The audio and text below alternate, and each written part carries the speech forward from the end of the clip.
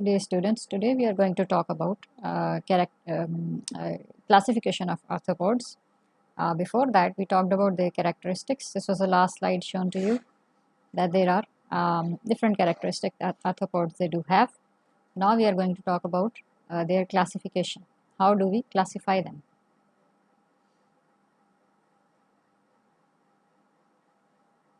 So there are different groups of arthropoda. Arthropoda is a big phylum, as we know that they make about 75% of all animal species. That's why they're divided into subphyla first. So there are subphyla we are going to talk about. Subphylum Trilobita. These are the extinct trilobites. There are specific kind of organisms which are extinct now, and they are called trilobites. Then subphylum Chelicerata. These include these crabs, spiders, ticks, mites, and some extinct groups as well. Then there is subphylum Myriapoda. Myriapoda includes the centipedes and the millipedes, those animals which are having several legs around their across their body line. Then subphylum Crustacea, that includes crabs, lobsters, shrimps, barnacles, and so. Then the last one, the subphylum Hexapoda. Hexa means six, poda means feet. They are having basically 6 feet, three pairs of legs they do have. These include the main organisms are insects. So these are the main groups. So subphylum Trilobita. Tri means three, lobos mean lobes three. Basically their body is divided into three longitudinal regions. So if we look at these organisms, here you can see a diagram. From longitudinal axis, then their body is divided into three regions. One is cephalon, the head region, then thorax, the we can say the middle region, and then pygidium, the tail region. These are now extinct, and no living trilobites are found yet. Their body is oval and flattened. So this is one of the important organisms which are extinct completely now, trilobite. Next is subphylum Chelicerata. These include horseshoe crabs, specific kind of crabs which look like a horseshoe, spiders, ticks, mites, scorpions. Their specific feature is this, that their body is divided into cephalothorax, that is thorax and the head region, the cephalo region are actually joined. So they have a fused head and thoracic region. Then they have abdomen, uh, the abdominal region. These are also called prosoma and opistosoma. So prosoma is cephalothorax and opistosoma is abdomen. This part, abdomen, contains digestive system, reproductive system, excretory and respiratory organs. Now Chelicerata have some more features. Here you can see one example. The appendages are attached to cephalothorax. Appendages are there. Appendages mean the feet, the legs are there in cephalothorax region. There is a pair of chelicerae, that is claw-like feeding appendages. Here you can see these are feeding appendages. These help them in feeding, eating things. You can see there are teeth-like structures there. There are extended nails-like structures are there. Then they have a pair of pedipalps, usually sensing or feeding. Pedipalps, here you can see labeled there. These are for basically sensing and feeding both. So they perform dual function, two functions, feeding and also sensing the environment. And there are 4 pairs of legs. In horseshoe crab, these are 5. In others, these are 4. There are also eyes. Antennae are not present, so pedipalps are actually acting like antennae. Most of them suck liquid from the prey. So these chelicerae will help them actually doing that.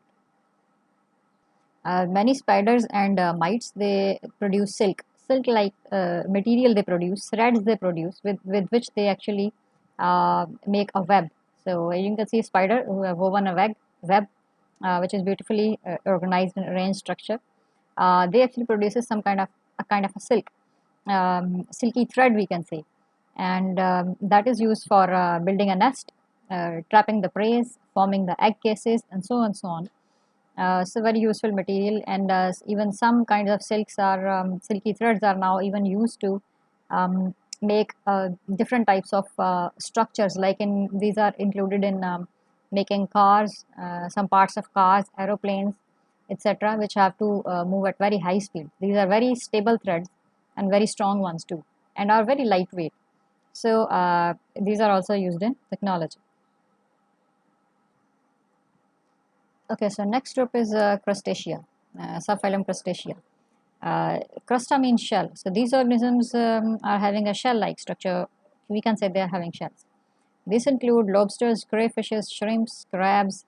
I mean, most of the crabs except for the horseshoe crab, the water fleas, the Daphnia, which is one important organism used as an indicator of clarity of water. If water is clean, then this organism is present in comparatively larger quantities. Sometimes this is also used as water quality indicator. The barnacles, which are looking like lamps on the sediments in the oceans and seas, and there are more. This is also one important group. These are aquatic, and most of them are marine. There are a few terrestrial forms as well. The most of them are living in some or other kinds of aquatic environment, in freshwater as well sometimes. But mostly these are living somewhere in marine environment. That is a high saltish watery environment. A few terrestrial forms are also present.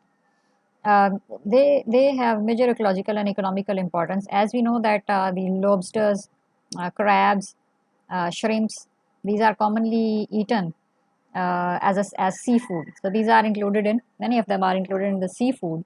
That's why they have economic importance. Also, as we talked about Daphnia, that Daphnia are used as water quality indicator at many places. They have economic importance. Also, they have very important ecological roles because they are one of the very big group of animals, and particularly in the aquatic environment, they are important part of food chains and the food webs. That's why they are considered to be some very important organisms ecologically and economically both. The typical feature of this particular group of animals is their compound eye. They do have a compound eye, as you can see in the diagram. They are having many sets of the pigment cells, which are sort of acting as individual lenses, and they are recording some part of the environment. And the picture that appears is like a mosaic.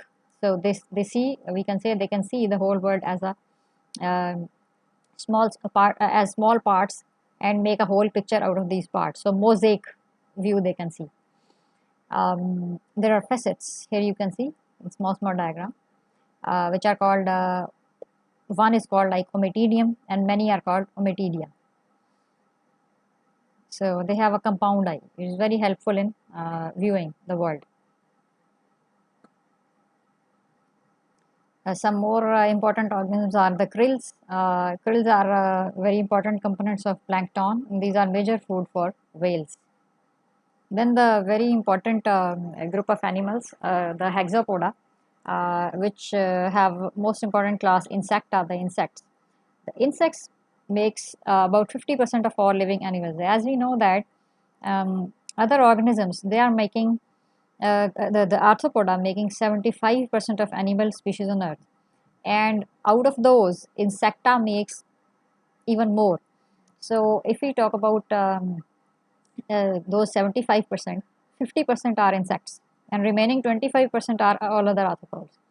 So insects makes 50% of all living animals on earth. They are very important. Their study is called entomology.